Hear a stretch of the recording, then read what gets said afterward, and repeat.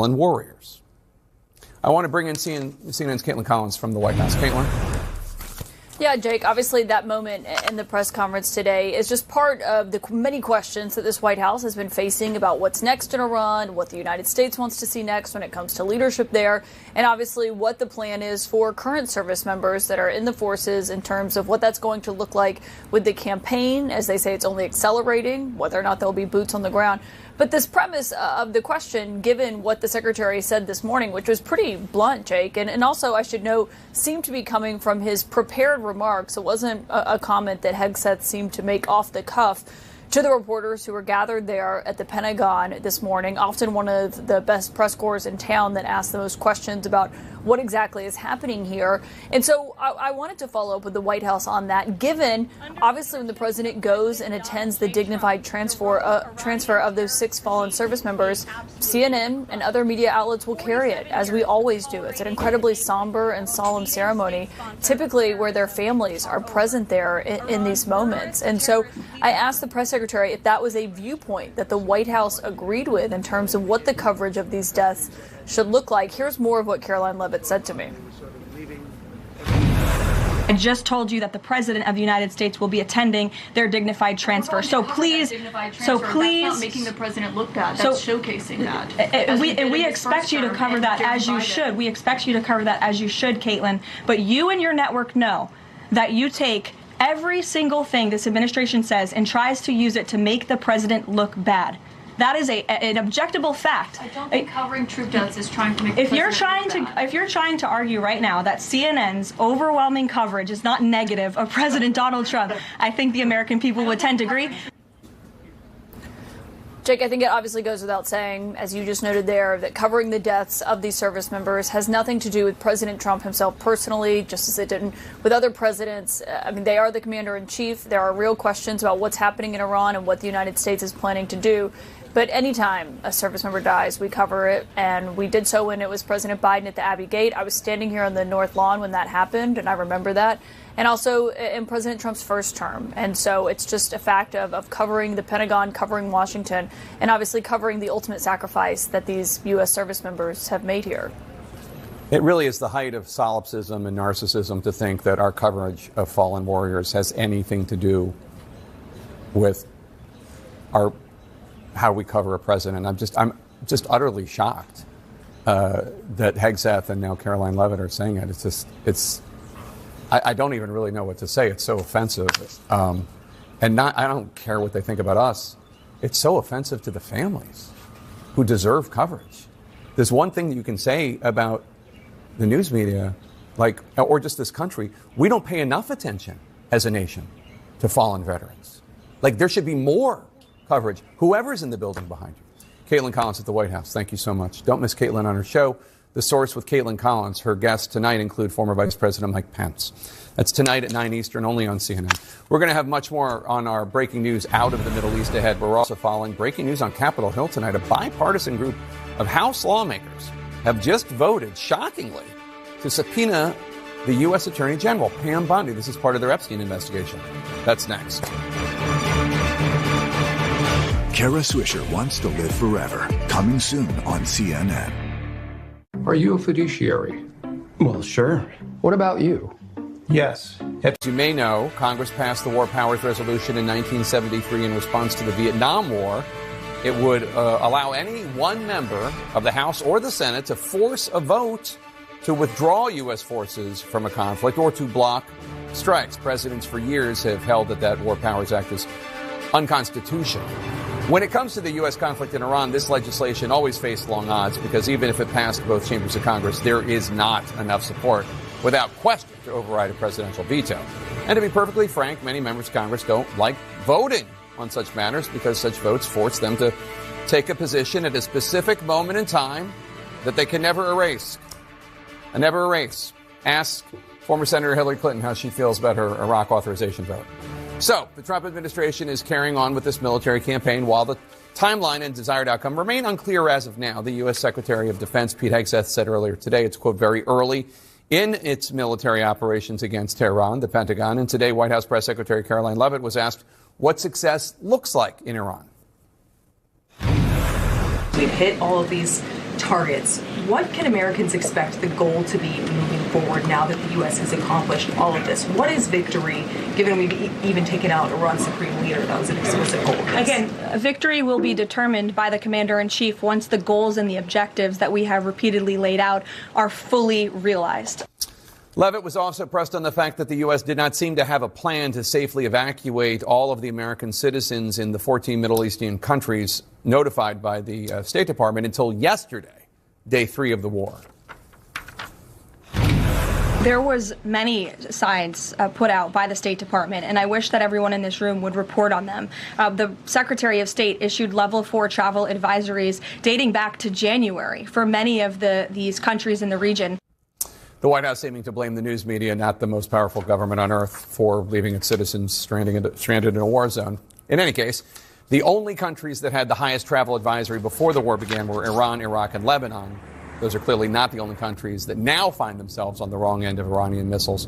Plus, a travel advisory ahead of a potential attack is not the same thing as having a plan ready to get thousands, if not hundreds of thousands of Americans out after the attack. But be that as it may, let's get right to CNN's Manu Raju on Capitol Hill. Manu, ahead of the end of the War Powers Resolution vote, you have been talking to many lawmakers about why they're supporting the military action in Iran. What are they saying? Yeah, Republicans in particular, because they have the votes. If they wanted to vote to authorize this military action or vote for this war powers resolution, they could do that. But we're seeing Republican after Republican line up against it, including in this measure that is now on the Senate floor and is on track to fail. The vote right now, 47 to 52, would require a simple majority for approval. And just 2 members have broken ranks with their respective parties. Rand Paul of Kentucky voting with Democrats. He frequently breaks on foreign policy issues. John Fetterman was voting with Republicans. He's been more hawkish on some foreign policy issues. But a Republican after Republican are telling me they don't need to vote for this war powers resolution, which will require Congress, the president, to get consent from Congress to continue with the military operations of Iran, or a separate authorization for use of military force, what George W. Bush asked for in the Iraq War and Afghanistan War. They say this situation is different. Why shouldn't Congress have to vote to authorize it? I just don't think that's within constitutional parameters. Why not have Congress act? This is a totally different. Both of those operations were in response in the wake of 9/11. They were new operations. We've been in consistent conflict with Iran for 46 years. But in Iraq and Afghanistan, there were AUMFs authorizing the use of force. There was an entirely different set of mission that I think has absolutely no relevance in looking at this operation. Why not just vote to authorize this war? Well, I think the president has the authority. Would you consider it a war? It's a significant military operation.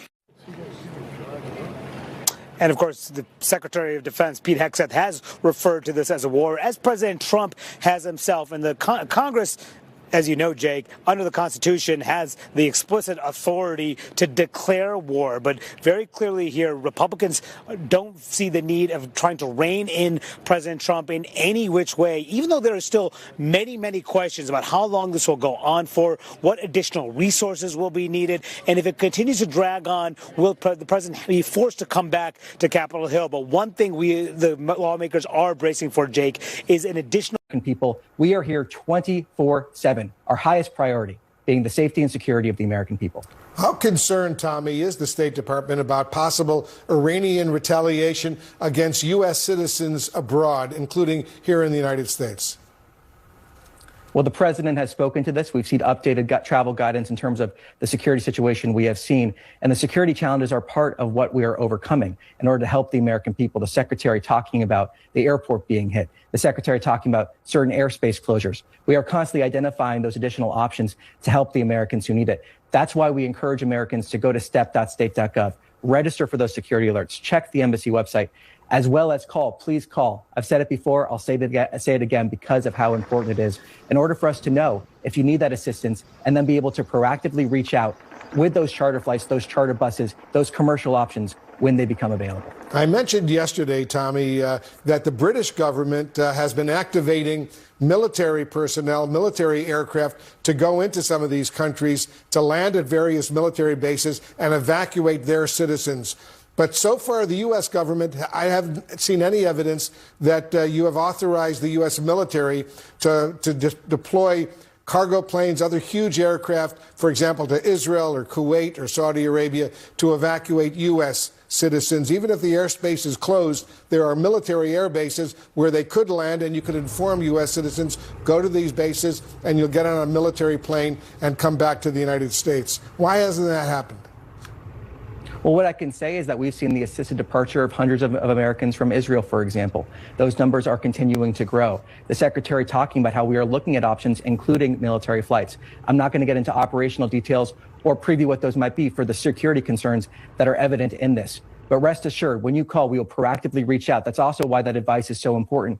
Be ready to go, be ready to move when able so that we can overcome the security challenges. But we are looking at every single option. We've seen Americans that have been assisted departure. We've seen the 17,000 Americans that have left the Middle East and returned to the United States since this began. And we also see that tailored travel guidance to Americans that call and register. So please call. We're looking at every single option to help the American people. This process has begun and it will continue to happen as long as Americans need assistance. But in Israel, for example, there are Americans who are escaping Israel and getting out of Israel. But the only way they're doing that is to get in a car and drive to Egypt, for example, through Sinai and go to Sharm el-Sheikh or someplace else. There are no flights that they can get out. They got to drive. According to critics, interviews involving Donald Trump or members of his administration often turn chaotic and confrontational.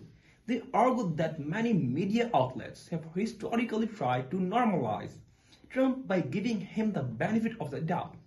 Even when his statements were controversial or misleading, some observers say this approach began during the 2015 to 2016 election cycle, when journalists and the public were unsure how to respond to a candidate whose style and rhetoric differed significantly from traditional politicians. Over time, however, critics claim that parts of the mainstream media continued repeating the same pattern by trading Trump's statements in controversial political terms, even when they believed those statements were inaccurate. Recently, some journalists have shown more direct frustration during interviews, openly challenging claims they view as misleading or untrue. Commenters who hold this view argue that stronger questioning and accountability from the media is necessary. Another point raised by critics' concerns like the role of presidential spokespeople on the most administrations, such as those of Barack Obama, Joe Biden, or George Bush. Press secretaries and spoken persons represent the president's policies, but are still seen as individuals with some independence in how many they communicate them. Critics argue that within Trump's political circle, spokespeople tend to repeat his messaging very directly and aggressively, which makes their media appearances feel like extensions of Trump himself rather than separate voices. Because of this dynamic, critics say that interviews with Trump's representatives often resemble interviews with Trump personally. They claim these exchanges frequently include sharp rhetoric, accusations toward journalists, and disputed claims, which critics interrupt advice of an administration that they believe shows little respect for traditional media norms. Those holding this perspective argue that the media and the public should respond more directly when they believe officials are presenting misleading information.